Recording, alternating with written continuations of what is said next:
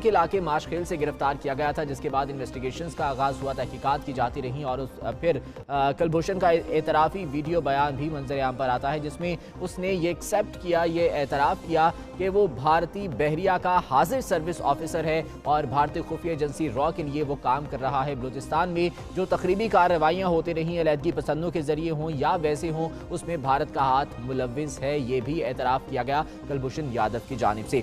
Video के फौरी बाद भारत का जो इस पर रद्द अमल आता है, उसमें इस शख्स से कुलभूषण यादव से लाताल्लुकी का इजहार किया जाता है। लेकिन बादशाह सुषमा स्वराज ने लोकसभा में खिताब किया और इसी कुलभूषण को भारत का बेटा भी करार दिया गया और ये कहा गया कि कुलभूषण को बचाने के लिए हर सतह पर जाएंगे। पाकिस्तान आर्मी एक्ट के सेक्शन 59 और ऑफिशियल सीक्रेट एक्ट के सेक्शन 3 के तहत कुलभूषण को सजाए मौत सुनाई गई फौजी अदालत की जानिब से। अब सवाल यहाँ पर ये उठता है कि बहुत से प्लेटफॉर्म्स अभी पाकिस्तान में मौजूद थे इस सजा के खिलाफ अपील करने के लिए। सुप्रीम कोर्ट में अपील की जा सकती थी, यहाँ पर सदर मुमलिकत के पास अपील जा सकती थी, लेकिन भारत ने इंटरनेशनल कोर्ट ऑफ जस्टिस का रुख किया है। क्या ये सिर्फ फेस सेविंग के लिए है? क्या उजलत का मुजाहरा किया गया है भारत की जानिब से? बहुत से सवालात भारत के इस इकदाम पर जो है वो खड़े हो रहे हैं। इसी बारे में हम मजीद बात करेंगे। हमारे साथ प्रोग्राम में मौजूद हैं सीनियर तर्जुमान जफर हिलाली साहब, उनसे इस बारे में बात करेंगे। डॉक्टर खालिद रांझा साहब भी हमारे साथ मौजूद हैं, माहिर कानून व आईनी उमूर हैं, उनसे भी इस हवाले से बात करेंगे।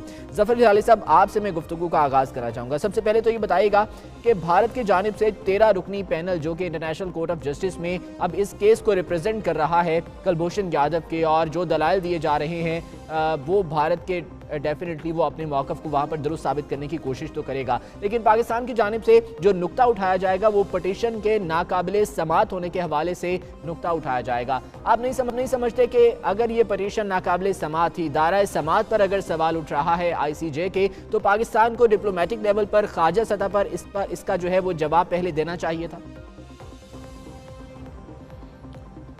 देखिए, बात असल ये है कि ये काफ़ी कॉम्प्लिकेटेड सा केस है, इसलिए कि पहला जो एस्पेक्ट है इस केस का वो है ज्यूरिसडिक्शनल, जो आपने ठीक से कहा था। अब ज्यूरिसडिक्शन ICJ का है कि नहीं इस केस पे, वो डिपेंड करता है कि क्या आर्टिकल 36(1) जिसमें लिखा हुआ है कि अगर मुल्कों ने कोई और भी ट्रीटी साइन किया है जिसमें उन्होंने एग्री किया है कि ICJ के पास हमारे डिस्प्यूट्स आएंगे एक ट्रीटी को सेटल करने के लिए, वो फिर ICJ के पास ज्यूरिसडिक्शन है।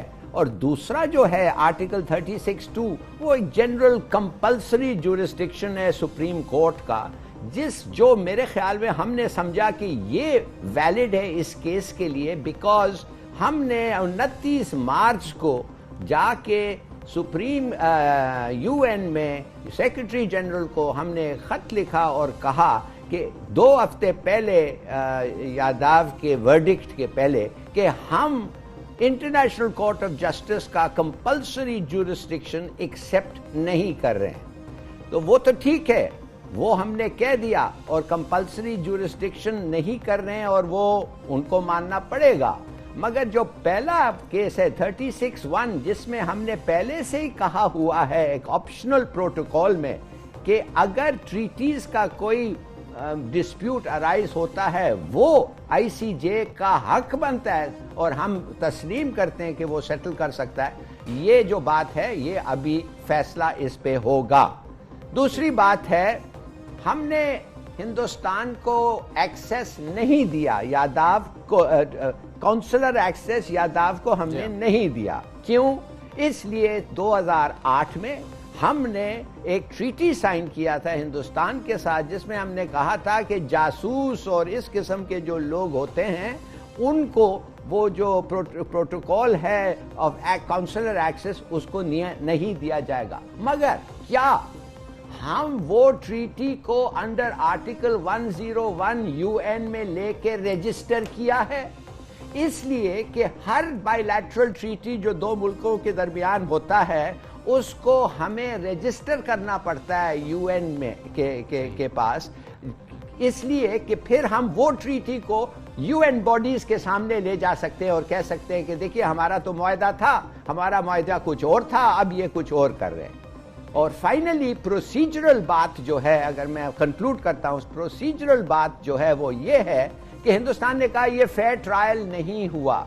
भाई ट्रायल तो अब खत्म पूरा नहीं हुआ है, प्रोसीजर ट्रायल तो शायद खत्म हो गया मगर प्रोसीजर्स मैटर जो हैं वो अभी तक चल रहे हैं। अब एक लॉयर मिलेगा यादव को, वो लॉयर उसको एडवाइस करेगा कि सुप्रीम कोर्ट को अपील करें कि नहीं, एक दफे सुप्रीम कोर्ट को अपील करेगा, फिर उसका उनका फैसला के लिए हम ठहरेंगे। उसके बाद कानूनी तकाजों को मद्देनजर रखते हुए कुलभूषण को अपने दिफा के लिए वकील इससे पहले भी जो है वो मुहैया किया गया था और अब आगे भी डेफिनेटली ये प्रोसीजर होगा। खालिद रांझा साहब हमारे साथ मौजूद हैं। खालिद साहब ये बताइएगा, भारत के वकील दीपक मित्तल जो कि नुमाइंदगी कर रहे हैं उस 13 रुकनी पैनल के जो कि भारत की जानिब से ICJ में पेश हुआ है, उनकी जानिब से ये मौक़िफ़ इख्तियार किया गया कि वियना कन्वेंशन के तहत कुलभूषण को उसके हुकूक नहीं दिए जा रहे हैं। अब एक सिफारतकार हो, एम्बेसडर हो, उसको तो इस्तिस्ना हासिल हो सकता है वियना कन्वेंशन के तहत, लेकिन एक जासूस, एक दहशतगर्द जो कि एतराफ़ भी कर चुका है अपने उन तमाम जो उसने गुनाह किए, जो भी वो कार्रवाइयाँ करता रहा, क्या उसे भी वियना कन्वेंशन के तहत इस्तिस्ना मिल सकता है? बिस्मिल्लाहिर्रहमानिर्रहीम। पहली बात तो ये है जो काबिल गौर है कि जो म्युनिसिपल लॉ है वो इंटरनेशनल लॉ को ओवरराइड करता है। जो म्युनिसिपल कोर्ट से उनका फैसला जो है वो ओवरराइड करता है इंटरनेशनल कोर्ट ऑफ जस्टिस को। इसमें एक ऑफेंस कमिट हुई जिस ऑफेंस को legally lawfully military court try हुआ। हमारे अपने लोग भी वहाँ ट्राई होते हैं। हमारा जो कानून है वो चाहता है कि आप कोई ऑफेंस करें जिसके रेपरकशन फौज पे हो, वो उसकी ट्रायल बाय मिलिट्री कोर्ट होती है और मिलिट्री कोर्ट की ट्रायल जो है उसके खिलाफ अपील जो है वो सुप्रीम कोर्ट लाई करती है। लेकिन इसमें बात काबिल जिक्र ये है कि जो हमारे लोकल लॉज हैं, लोकल अदालतें हैं, उसको international court of justice bypass नहीं कर सकती। और until unless you settle aside या आपका कोई ऐसा इंटरनेशनल एग्रीमेंट हो कि जी हाँ हमारी जो म्युनिसिपल कोर्ट है उसका फैसला लाई करेगा बिफोर द ICJ, वो अलहदा बात है। लेकिन हमारा ऐसा कोई एग्रीमेंट है नहीं है बिटवीन टू कंट्रीज। और मैं नहीं समझता कि इस केस में जबकि एक आदमी को पकड़ा गया, उसके बाद शहादत आई, उसकी ट्रायल हुई और ट्रायल में उसको सज़ा हुई और फिर वो सज़ा जो है रिव्यू फिर कंफर्म हुई, मैं नहीं समझता कि यहाँ कोई एक्सेस हो सकती है इंटरनेशनल कोर्ट ऑफ जस्टिस को। लेकिन हमें भरपूर वहाँ अडॉप्ट करना चाहिए अपना मौक़िफ़ कि उनको इख्तियार समात नहीं है।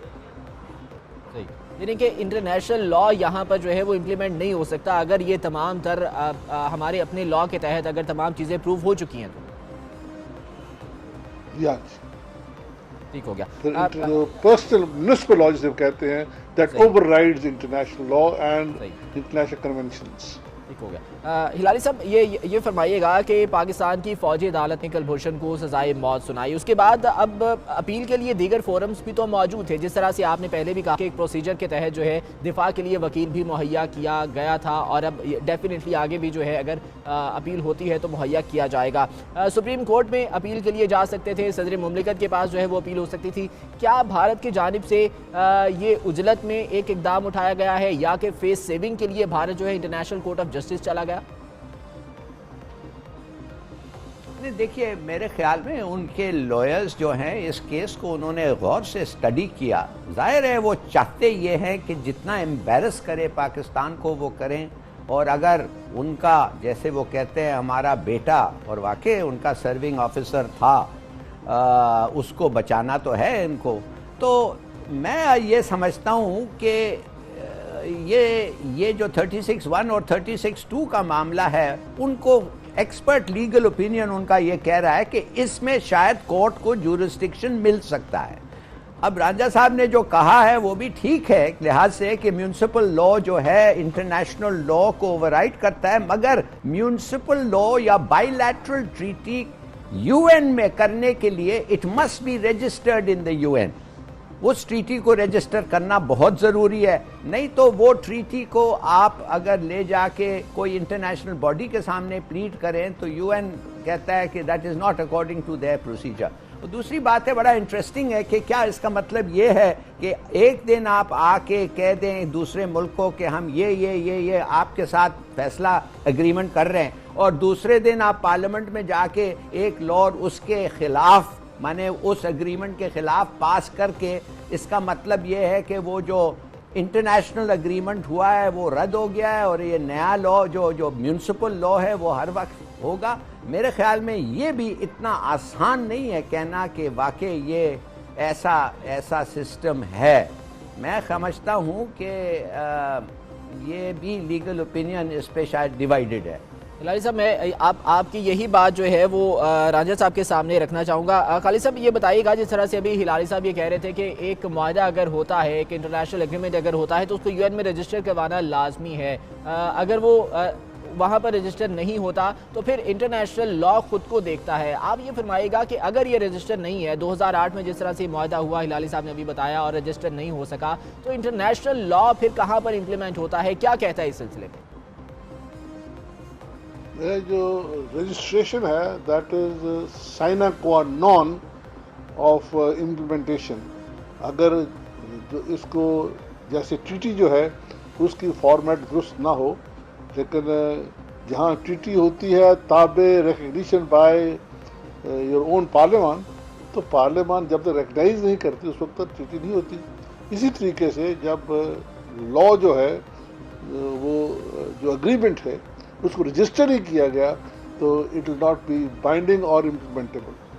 सही, ठीक हो गया। शहजाद चौधरी साहब हमारे साथ मौजूद हैं, दिफाकार है, मैं उन्हें भी शामिल गुफ्तगू करना चाहूँगा। शहजाद साहब, बहुत शुक्रिया आपके वक्त का। ये बताइएगा कि भारत की जानिब से इंटरनेशनल कोर्ट ऑफ जस्टिस में अभी कुलभूषण का मामला उठाया गया है। पाकिस्तान का 5 रुकनी पैनल रिप्रेजेंट कर रहा है यहाँ पर, और जो नुक्ता उठाया जाएगा अपने दलाइल में पाकिस्तान की जानिब से, वो इसके नाकाबिले समाअत होने का उठाया जाएगा। सबसे पहले तो आपका मौक़िफ़ इस पर लेना चाहूँगा, और जो भारत की जानिब से दलाइल दिए गए कि वियना कन्वेंशन, क्या एक जासूस को, एक दहशतगर्द को वियना कन्वेंशन के तहत इम्यूनिटी मिल सकती है? देखिए, मैं तो बेसिकली इस अप्रोच के मैं इतना लीगली तो इतना वेल वर्स नहीं हूँ, लेकिन लीगली आई थिंक जो अप्रोच लेनी चाहिए थी वो वियना वर्सेस जेनेवा कन्वेंशन लेनी चाहिए।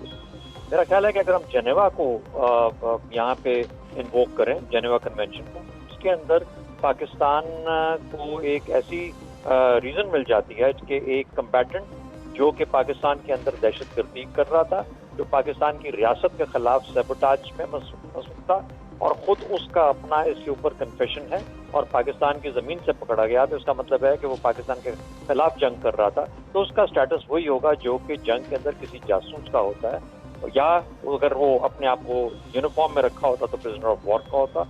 और prisoner of war Geneva convention के नीचे और स्पाइस उसके प्रोटोकॉल के नीचे, एडिशनल प्रोटोकॉल के नीचे उसको कंडक्ट किया जाता है। बहरहाल अगर हम उस रास्ते को अपनाते तो शायद पाकिस्तान का जो स्टांस है वो और स्ट्रांगली शायद उभर के सामने आता है। ये जो वियना कन्वेंशन है, ये तो डिप्लोमेटिक रिलेशन या डिप्लोमेटिक जो एक्टिविटीज हैं दो मुल्कों के दरमियान में, उनको गवर्न करता है। तो ये तो कोई ना इसके पास डिप्लोमेटिक पासपोर्ट था, ना ये डिप्लोमेसी के अंदर इन्वॉल्व था।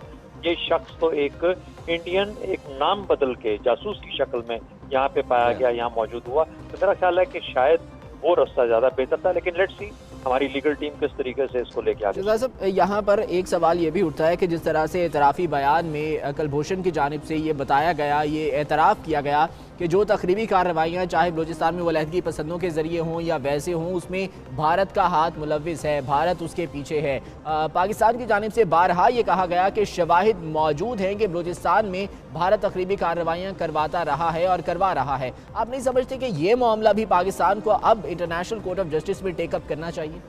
देखिए, हम इसको एक्सटेंड कर सकते हैं, वो कि ये उसकी रिमिट में तो शायद नहीं आएगा, क्योंकि पाकिस्तान ये पिटीशन लेके नहीं गया। आप एडिट उसके अंदर अपना आर्ग्यूमेंट दे सकते हैं कि पाकिस्तान जिस जंग में मुलव्विस है वो जंग उन जो कन्वेंशनल फॉर्मेट्स हैं उसके तहत नहीं हो रही, दो स्टेट्स ने डिक्लेयर नहीं किया वॉर को, लेकिन एक ग्रुप है जिसने कि पाकिस्तान के खिलाफ जंग का इरादा किया हुआ है। वो तहरीके तालिबान पाकिस्तान है या वो टेरर के बाकी ग्रुप्स हैं, और उसके अंदर इस आदमी का हाथ मुलव्विस था जिसने कि डिक्लेयर किया है पाकिस्तान की रियासत के खिलाफ अपने मिशन को, अपने ऑब्जेक्टिव्स को। तकरीबन 6 बजे के करीब जो है वो पाकिस्तान की जानिब से दलाइल शुरू किए जाएंगे इंटरनेशनल कोर्ट ऑफ जस्टिस में। ये मामला जो कि भारत की जानिब से ले जाया गया है, गुफ्तगू का हम यहीं से आगे बढ़ाएंगे। मुझे यहाँ पर एक ब्रेक लेना है, ब्रेक के बाद वापस आते हैं तो आगे बढ़ें।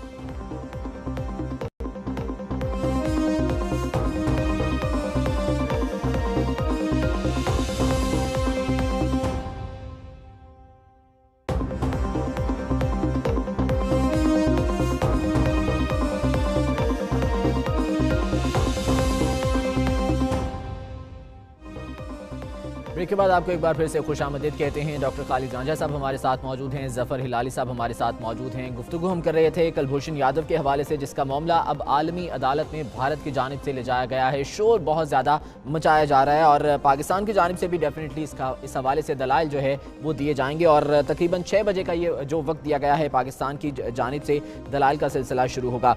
खालिद रांझा साहब, आपसे मैं गुफ्तगू एक बार फिर से शुरू करूँगा। ये बताइएगा कि अब इस केस के दो रुख हैं। अगर तो पाकिस्तानी वकला दलाइल देते हैं और उसके नतीजे में जो आलमी अदालत है वो ये मानने पर तैयार हो जाती है कि उसके दायरा इस इख्तियार में ये चीज़ नहीं आती है, तो फिर भारत के लिए क्या ऑप्शन रहेगा? और अगर दूसरी सूरत में भारतीय वावेला जो शोर मचाया जा रहा है वो कोई काम दिखा जाता है, तो पाकिस्तान के पास फिर क्या ऑप्शन होता है?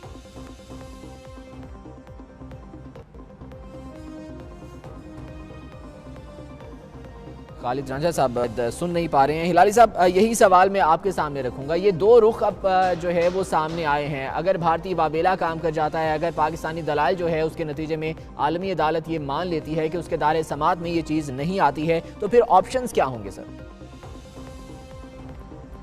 देखिए, पहले तो वो कहेंगे पाकिस्तान को, मिसाल के तौर पे अगर उन्होंने एक्सेप्ट किया कि हाँ वो इस केस पे फैसला कर सकते हैं, तो वो कहेंगे कि फैसला नहीं, वो कहेंगे हाँ हम इसको एंटरटेन कर सकते हैं। अब क्या, अगर वो एंटरटेन को कर सकते हैं और उनको काउंसलर एक्सेस नहीं मिला, तो पाकिस्तान फौरन कहेगा कि ये तो बायलैटरल ट्रीटी के तहत, पहले तो दे आर नॉट, हम जंग में नहीं है, ये एक इंडियन सिटीजन को हमने पकड़ा है, हम कहते हैं उनका जासूस है, उसने खुद कहा है वो जासूस है, मगर इसको वो एक्सेस चाहते हैं तो 2008 का बायलैटरल ट्रीटी के तहत उनको एक्सेस नहीं मिल सकता।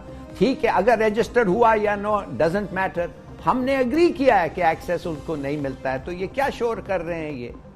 और अगर आप कहेंगे कि टेक्निकली हम इसको प्रेजेंट नहीं कह सकते, मिसाल के तौर पे कि रजिस्टर नहीं हुआ है, तो फिर क्या आप समझते हैं कि इस किस्म की जासूसी और इस किस्म का मर्डर जो इस आदमी ने आके किया है, जो कन्फेस किया है, ये वो, क्या आप ट्रायल कोर्ट बन के सुनना चाहते हैं? ये मेरे ख्याल में ये आईसीजे का मतलब नहीं है कि वो एक ट्रायल कोर्ट बने कि क्या इस आदमी ने ये किया। वो टेक्निकली कहेंगे सिर्फ कि क्या उनको ट्रीटी के तहत ज्यूरिसडिक्शन है कि नहीं, और कहेंगे कि हाँ था ज्यूरिसडिक्शन, हमने फैसला दिया कि है।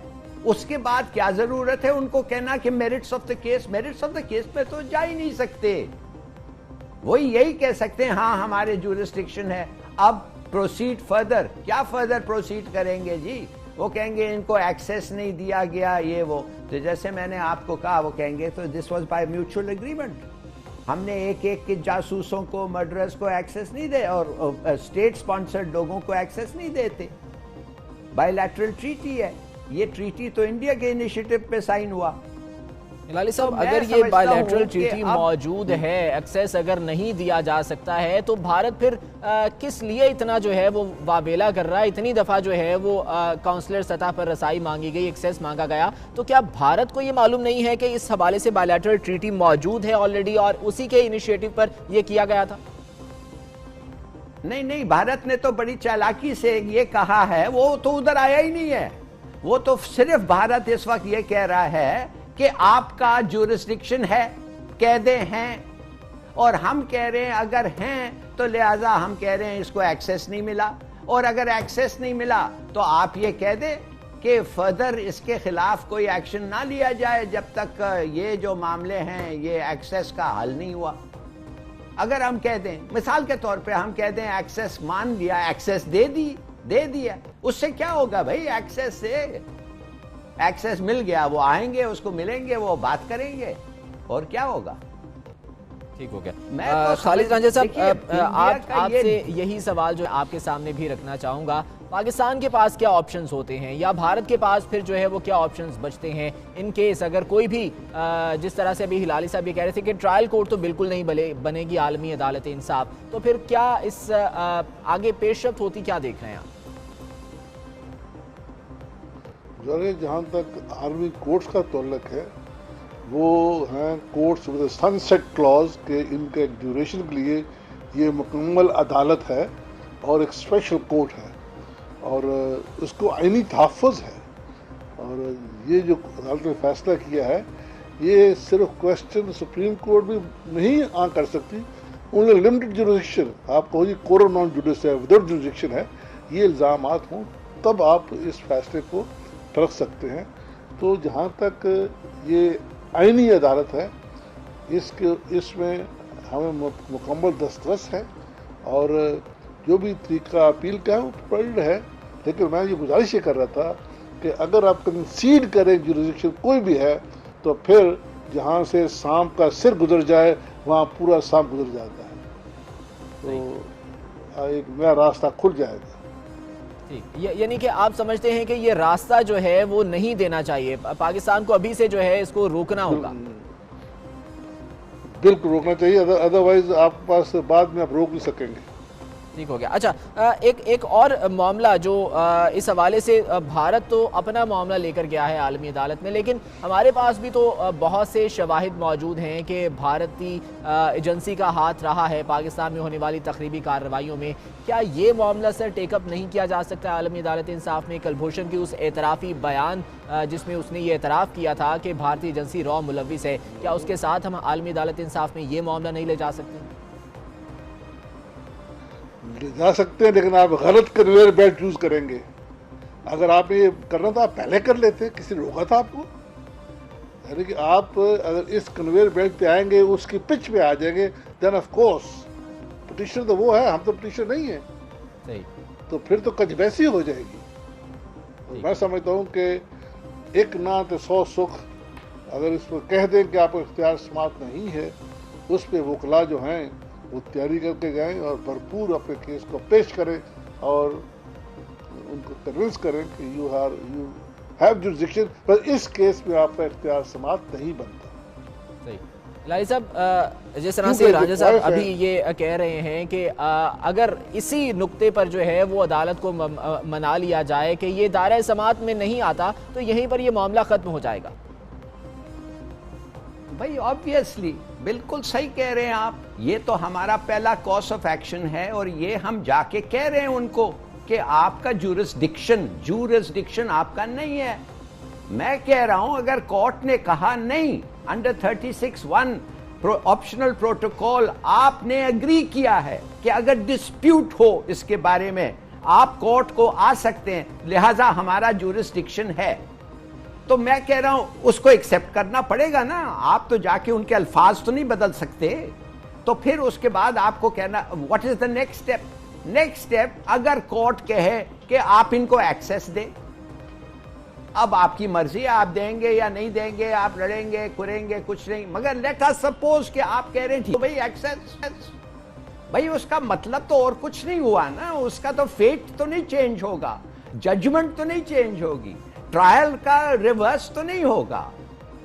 वो आदमी कन्विक्ट हुआ है, जैसे कह रहे हैं बाय लीगल कोर्ट, उसके अभी तक प्रोसीजरल हक हैं, इट विल प्रोसीड। एक छोटे मामले में रिगार्डिंग एक्सेस उसको मिल जाएगा, एम्बैरेसमेंट जरूर होगा और जरूर हमें ये बात सोचना था कि क्या इंडिया ऐसा खेल सकता है। इसलिए जो हमने 29 मार्च में जाके कहा है कि कंपल्सरी जुरिसडिक्शन हम नहीं एक्सेप्ट कर रहे हैं, हमने सोचा कि अगर इंडिया जाए और कहे हमें आओ आईसीजे के तहत में, हम कहेंगे हम नहीं आते, जैसे इंडिया ने किया है बहुत सारे times, on many occasions India ने कहा हम आईसीजे को डिस्प्यूट रिजॉल्वर नहीं समझते, नहीं मानते, तो ठीक है हमने भी कह दिया। मगर हमने ये नहीं सोचा कि ये 36(1) में जाएंगे, हमने सोचा ये 36(2) में जाएंगे, कंपल्सरी जुरिसडिक्शन।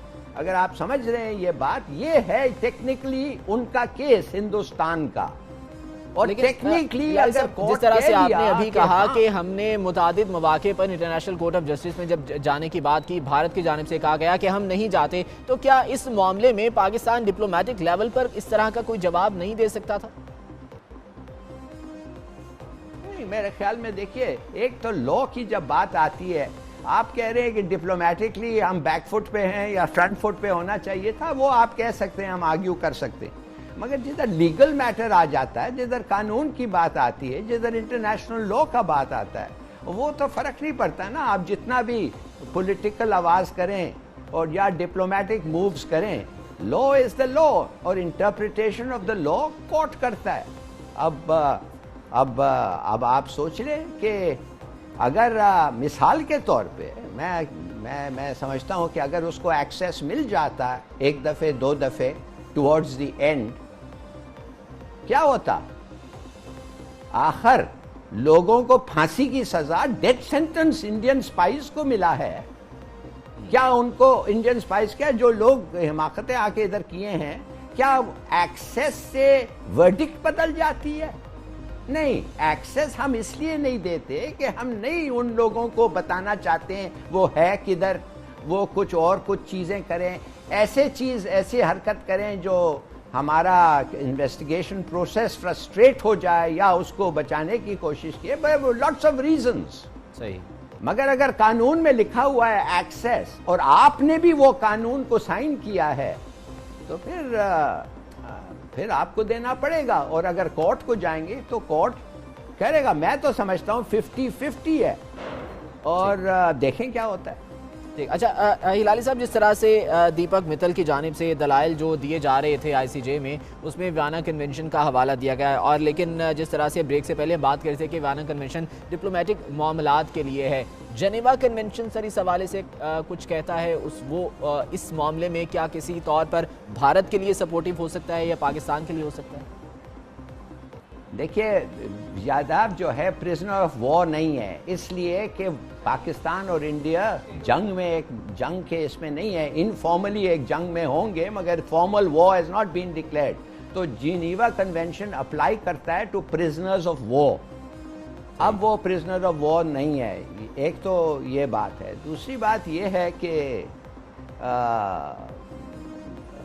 मैं समझता हूँ कि देखिए, ठीक, ये जब आपने इस आदमी को पकड़ा, बड़ा अच्छा किया और ट्राई किया, कन्फेशंस लिया, हर चीज लिया, समवेयर अलोंग द लाइन किसी लीगल आदमी को बैठ के कहना था कि हमने 3-4 दफे एक्सेस डिनाई किया है इंडियंस को, ये बार बार पूछ रहे हैं, तो शायद ये इंटरनेशनल कोर्ट जाएं। और मेरे ख्याल में इसीलिए 29 मार्च 2017 को हमने कहा कि हम नहीं एक्सेप्ट करते इंटरनेशनल कोर्ट ऑफ जस्टिस का कंपल्सरी जुरिस्डिक्शन। हिलाली साहब, आप भी साथ हैं, खालिद रांझा साहब भी मौजूद हैं, जनरल रिटायर्ड मोइनुद्दीन हैदर साहब ने हमें ज्वाइन किया है, उनसे इस हवाले से बात करेंगे। मोइनुद्दीन हैदर साहब, बहुत शुक्रिया आपके वक्त का। सर, सबसे पहले तो आपका मौक़िफ़ इस सिलसिले में कि भारत की जानिब से कुलभूषण यादव का मामला आलमी अदालत इंसाफ में ले जाया गया और उसमें जो है वो वियना कन्वेंशन का हवाला दिया गया भारतीय वकला की जानिब से। ये कहा गया कि हुकूक नहीं मिल रहे हैं जो वियना कन्वेंशन में डिफाइन किए गए हैं। एक जासूस, एक दहशतगर्द जिसको बाकायदा तौर पर उसने एतराफ़ भी किया है, सर उसको क्या इम्यूनिटी मिल सकती है? क्या भारत की जानिब से ये भोंडे दलाइल नहीं है जो दिए जा रहे हैं? जी हाँ, मेरे ख्याल में इसमें दुनिया में बहुत मिसालें मौजूद है सेकेंड वर्ल्ड वॉर के बाद और उसके बाद भी, कि जो स्पाई होता है, जासूस होता है, तो दूसरे मुल्क को बहुत नुकसान पहुंचाते हैं अपने एक्शन से, अगर वो पकड़ा जाए तो, और वो मिलिट्री इंस्टॉलेशंस को भी नुकसान पहुंचा रहा हो, तो उसका कोर्ट मार्शल फौज के मिलिट्री कोर्ट्स कर सकते हैं। और इसीलिए इसका मिलिट्री कोर्ट में ट्रायल हुआ। मिलिट्री कोर्ट में इजाजत होती है वकील रखने की, उसका डिफेंस काउंसिल भी होता है और मिलिट्री कोर्ट्स के साथ जो एडवाइस करने वाले लीगल एस्पेक्ट होती है वो जज ब्रांच है, जज एडवोकेट जनरल ब्रांच, जो हर मरहले पर, हर स्टेज पर लीगल इनपुट देती है। अब ये मसला इस किस्म का है कि एक एस्पिनाज का एक्शन जिसने पाकिस्तान के अंदर बहुत गदर फैलाया और बहुत नुकसान पहुंचाया, कराची में, बलूचिस्तान में उसने तहरीकें खड़े की, लोगों की जो आर्म फोर्सेस को टारगेट करती थी, आर्म फोर्सेस के इंस्ट्रक्टर को टारगेट करती थी, तो उसका बिल्कुल एक ट्रायल हुआ है और बिल्कुल असूलों के मुताबिक हुआ है। हमारे लिहाज से जो हम पहले कह रहे थे इसकी जुरिस्डिक्शन नहीं बनती, लेकिन भारत को चूंकि और कोई रास्ता नजर नहीं आता है इसको बचाने का। पहले तो वो चुप था, खामोश था, बोलते नहीं था कि हमारा आदमी है। अब कम से कम बोला है कि हमारा आदमी है, फिर कौंसल एक्सेस मांगी है, तो हमारी नजर में तो एक्सेस नहीं बनती, लेकिन चला गया वहाँ, हम भी वहाँ पर चलाए। अगर हुआ ऐसी बात तो दे देंगे, बता देंगे, लेकिन मेरे ख्याल से इसमें पाकिस्तान का केस बहुत मजबूत है और हमें किसी किस्म का अननेसेसरी प्रेशर नहीं लेना चाहिए। मोइनुद्दीन साहब, आपको लगता है कि भारत सिर्फ फेस सेविंग के लिए इस तरह के हथकंडे इस्तेमाल कर रहा है? नहीं, वो फेस सेविंग तो नहीं, वो तो कोशिश कर रहा होगा, वो तो कोशिश कर रहा हो कि उनके लिए तो वो हीरो है ना, जिसने पाकिस्तान को नुकसान पहुंचाया, दुख पहुंचाया, उनके लिए तो हीरो उसको बचाना चाहेंगे, ताकि बाकी उनके एजेंट्स जो है वो ये ना कहें कि भाई आप हमारी जान खतरे में डाल के खुद अलग हो जाते हैं।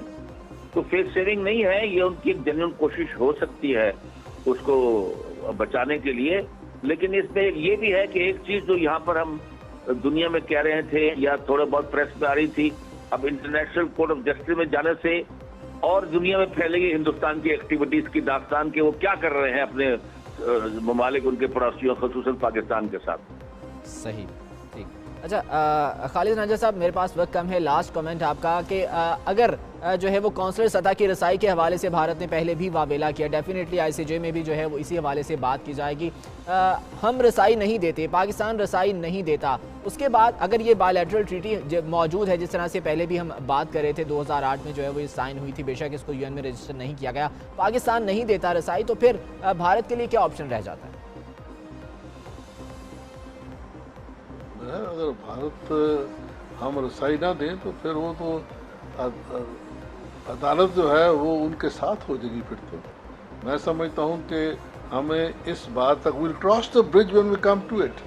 हम क्यों अस्यूम कर रहे हैं कि अदालत उन्हें इख्तियार देगी of access to the accused. हमें इस बात तक आने, will cross the bridge when you come to it. जब ये मसला आएगा जरूर इस पे बात कीजिएगा, अभी इस पे बात नहीं करनी चाहिए और हमें ये कहना चाहिए कि the court has no jurisdiction.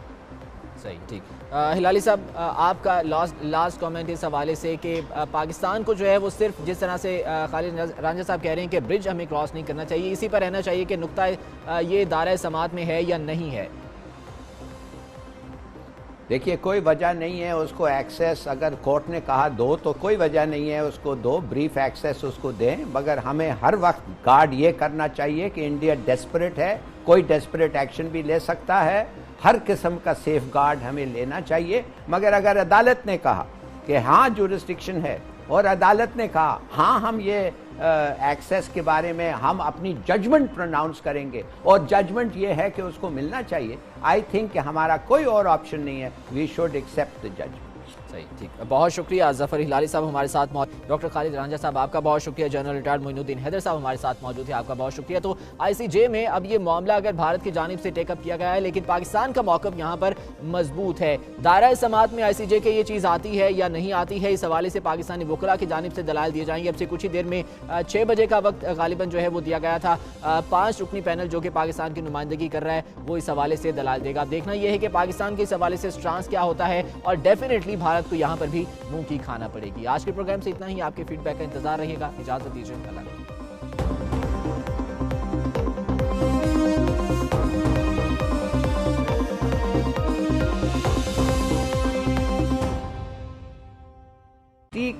UN में करने के लिए it must be registered in the UN। उस ट्रीटी को रजिस्टर करना बहुत ज़रूरी है, नहीं तो वो ट्रीटी को आप अगर ले जाके कोई इंटरनेशनल बॉडी के सामने प्लीड करें तो UN कहता है कि that is not according to their procedure.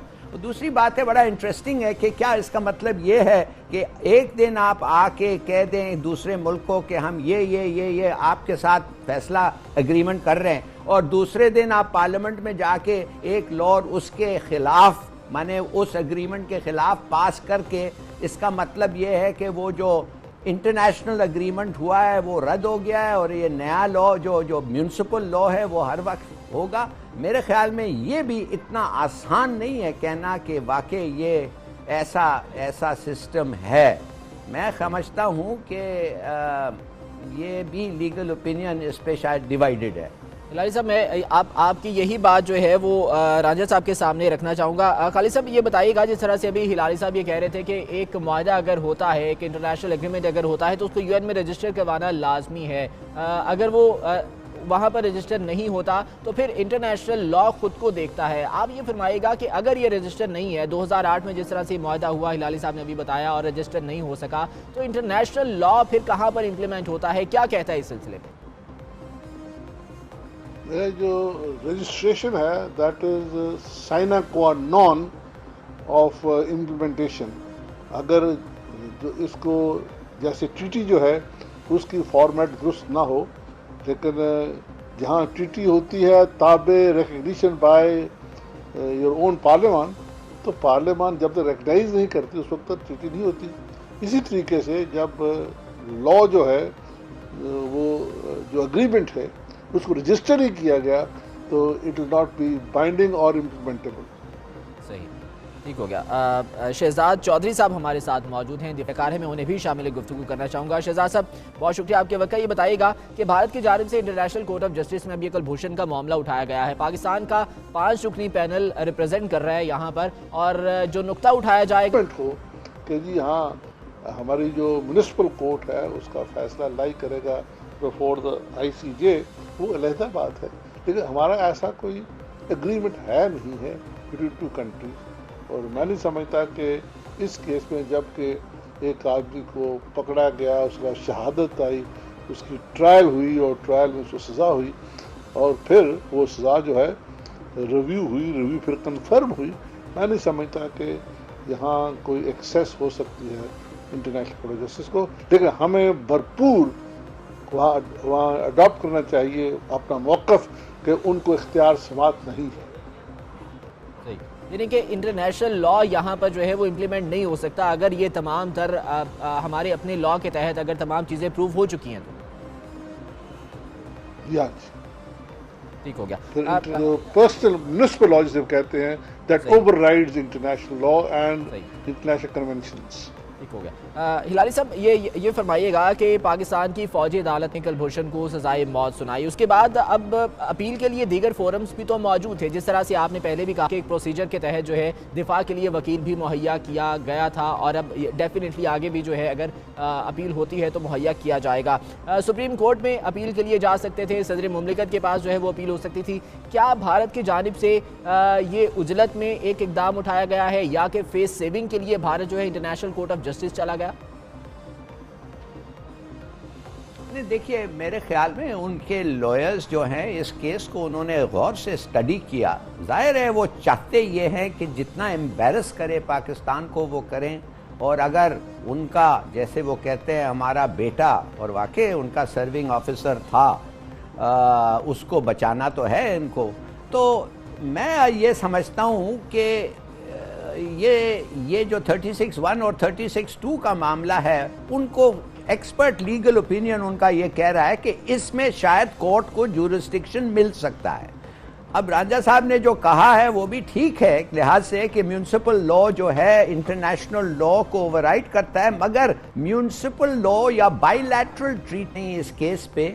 वो डिपेंड करता है कि क्या आर्टिकल 36(1) जिसमें लिखा हुआ है कि अगर मुल्कों ने कोई और भी ट्रीटी साइन किया है जिसमें उन्होंने अग्री किया है कि ICJ के पास हमारे डिस्प्यूट्स आएंगे एक ट्रीटी को सेटल करने के लिए, वो फिर ICJ के पास ज्यूरिसडिक्शन है।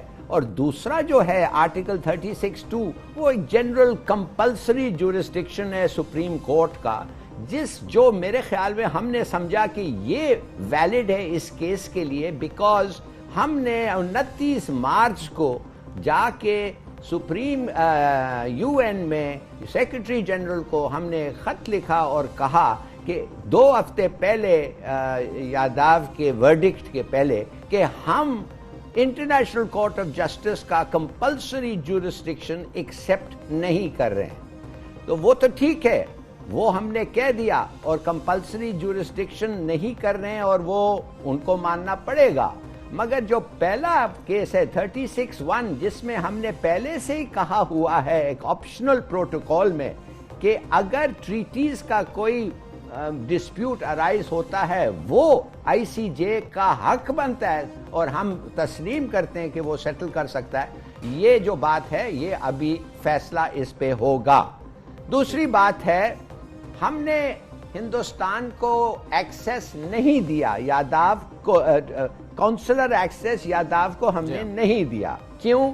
इसलिए 2008 में हमने एक ट्रीटी साइन किया था हिंदुस्तान के साथ जिसमें हमने कहा था कि जासूस और इस किस्म के जो लोग होते हैं उनको वो जो प्रोटोकॉल है ऑफ काउंसलर एक्सेस उसको नहीं दिया जाएगा। मगर क्या हम वो ट्रीटी को अंडर आर्टिकल 101 यूएन में लेके रजिस्टर किया है, इसलिए कि हर बायलैटरल ट्रीटी जो दो मुल्कों के दरमियान होता है उसको हमें रजिस्टर करना पड़ता है यूएन में के पास, इसलिए कि फिर हम वो ट्रीटी को यूएन बॉडीज के सामने ले जा सकते हैं और कह सकते हैं कि देखिए हमारा तो मुआहदा था, हमारा मुआहदा कुछ और था, अब ये कुछ और कर रहे हैं। और फाइनली प्रोसीजरल बात जो है, अगर मैं कंक्लूड करता हूं, प्रोसीजरल बात जो है वो ये है कि हिंदुस्तान ने कहा ये फेयर ट्रायल नहीं हुआ। भाई ट्रायल तो अब खत्म पूरा नहीं हुआ है, प्रोसीजर ट्रायल तो शायद खत्म हो गया मगर प्रोसीजर्स मैटर जो हैं वो अभी तक चल रहे हैं। अब एक लॉयर मिलेगा यादव को, वो लॉयर उसको एडवाइस करेगा कि सुप्रीम कोर्ट को अपील करें कि नहीं, एक दफे सुप्रीम कोर्ट को अपील करेगा, फिर उसका उनका फैसला के लिए हम ठहरेंगे। उसके बाद कानूनी तकाजों को मद्देनजर रखते हुए कुलभूषण को अपने दिफा के लिए वकील इससे पहले भी जो है वो मुहैया किया गया था और अब आगे भी डेफिनेटली ये प्रोसीजर होगा। खालिद रांझा साहब हमारे साथ मौजूद हैं। खालिद साहब ये बताइएगा, भारत के वकील दीपक मित्तल जो कि नुमाइंदगी कर रहे हैं उस 13 रुकनी पैनल के जो कि भारत की जानिब से ICJ में पेश हुआ है, उनकी जानिब से ये मौक़िफ़ इख्तियार किया गया कि वियना कन्वेंशन के तहत कुलभूषण को उसके हुकूक नहीं दिए जा रहे हैं। अब एक सिफारतकार हो, एम्बेसडर हो, उसको तो इस्तिस्ना हासिल हो सकता है वियना कन्वेंशन के तहत, लेकिन एक जासूस, एक दहशतगर्द जो कि एतराफ़ भी कर चुका है अपने उन तमाम जो उसने गुनाह किए, जो भी वो कार्रवाइयाँ करता रहा, क्या उसे भी वियना कन्वेंशन के तहत इस्तिस्ना मिल सकता है? बिस्मिल्लाहिर्रहमानिर्रहीम। पहली बात तो ये है जो काबिले गौर है कि जो म्युनिसिपल लॉ है वो इंटरनेशनल लॉ को ओवरराइड करता है। जो म्युनिसिपल कोर्ट से उनका फैसला जो है वो ओवरराइड करता है इंटरनेशनल कोर्ट ऑफ जस्टिस को। इसमें एक ऑफेंस कमिट हुई जिस ऑफेंस को legally lawfully military court try हुआ। हमारे अपने लोग भी वहाँ ट्राई होते हैं। हमारा जो कानून है वो चाहता है कि आप कोई ऑफेंस करें जिसके रेपरकशन फौज पे हो, वो उसकी ट्रायल बाय मिलिट्री कोर्ट होती है और मिलिट्री कोर्ट की ट्रायल जो है उसके खिलाफ अपील जो है वो सुप्रीम कोर्ट लाई करती है। लेकिन इसमें बात काबिल जिक्र ये है कि जो हमारे लोकल लॉज हैं, लोकल अदालतें हैं, उसको international court of justice bypass नहीं कर सकती और until unless you set aside या आपका कोई ऐसा इंटरनेशनल एग्रीमेंट के इलाके माशखेल से गिरफ्तार किया गया था, जिसके बाद इन्वेस्टिगेशंस का आगाज हुआ, तहकीकात की जाती रही और फिर कुलभूषण का एतराफ़ी वीडियो बयान भी मंजर आम पर आता है जिसमें उसने ये एक्सेप्ट किया, ये एतराफ़ किया कि वो भारतीय बहरिया का हाजिर सर्विस ऑफिसर है और भारतीय खुफिया एजेंसी रॉ के लिए वो काम कर रहा है। बलूचिस्तान में जो तकरीबी कार्रवाइयाँ होती रही अलहदगी पसंदों के जरिए हों या वैसे हों, उसमें भारत का हाथ मुलव्विस है, ये भी एतराफ़ किया गया कुलभूषण यादव की जानिब से। वीडियो के फौरी बाद भारत का जो इस पर रद्द अमल आता है उसमें इस शख्स से, कुलभूषण यादव से लाताल्लुकी का इजहार किया जाता है, लेकिन बादशाह सुषमा स्वराज ने लोकसभा में खिताब किया और इसी कुलभूषण को भारत का बेटा भी करार दिया गया और ये कहा गया कि कुलभूषण को बचाने के लिए हर सतह पर जाएंगे। पाकिस्तान आर्मी एक्ट के सेक्शन 59 और ऑफिशियल सीक्रेट एक्ट के सेक्शन 3 के तहत कुलभूषण को सजाए मौत सुनाई गई फौजी अदालत की जानिब से। अब सवाल यहाँ पर ये उठता है कि बहुत से प्लेटफॉर्म्स अभी पाकिस्तान में मौजूद थे इस सजा के खिलाफ अपील करने के लिए। सुप्रीम कोर्ट में अपील की जा सकती थी, यहाँ पर सदर मुमलिकत के पास अपील जा सकती थी, लेकिन भारत ने इंटरनेशनल कोर्ट ऑफ जस्टिस का रुख किया है। क्या ये सिर्फ फेस सेविंग के लिए है? क्या उजलत का मुजाहरा किया गया है भारत की जानिब से? बहुत से सवालात भारत के इस इकदाम पर जो है वो खड़े हो रहे हैं। इसी बारे में हम मजीद बात करेंगे। हमारे साथ प्रोग्राम में मौजूद हैं सीनियर तर्जुमान जफर हिलाली साहब, उनसे इस बारे में बात करेंगे। डॉक्टर खालिद रांझा साहब भी हमारे साथ मौजूद हैं, माहिर कानून व आईनी उमूर हैं, उनसे भी इस हवाले से बात करेंगे। जफर हिलाली साहब, आपसे मैं गुफ्तगू का आगाज़ करना चाहूँगा। सबसे पहले तो ये बताइएगा कि भारत की जानिब से 13 रुकनी पैनल जो कि इंटरनेशनल कोर्ट ऑफ जस्टिस में अब इस केस को रिप्रेजेंट कर रहा है कुलभूषण यादव के, और जो दलाइल दिए जा रहे हैं वो भारत के डेफिनेटली वो अपने मौक़िफ़ को वहाँ पर दुरुस्त साबित करने की कोशिश तो करेगा, लेकिन पाकिस्तान की जानिब से जो नुक्ता उठाया जाएगा वो पटिशन के नाकाबिले समात होने के हवाले से नुक्ता उठाया जाएगा। आप नहीं समझते कि अगर ये पटिशन नाकाबिले समात थी, दायरा समात पर अगर सवाल उठ रहा है ICJ के, तो पाकिस्तान को डिप्लोमेटिक लेवल पर, खारजा सतह पर इसका जो है वो जवाब पहले देना चाहिए था? देखिए, बात असल ये है कि ये काफ़ी कॉम्प्लिकेटेड सा केस है, इसलिए कि पहला जो एस्पेक्ट है इस केस का वो है ज्यूरिसडिक्शनल, जो आपने ठीक से कहा था। अब ज्यूरिसडिक्शन ICJ का है कि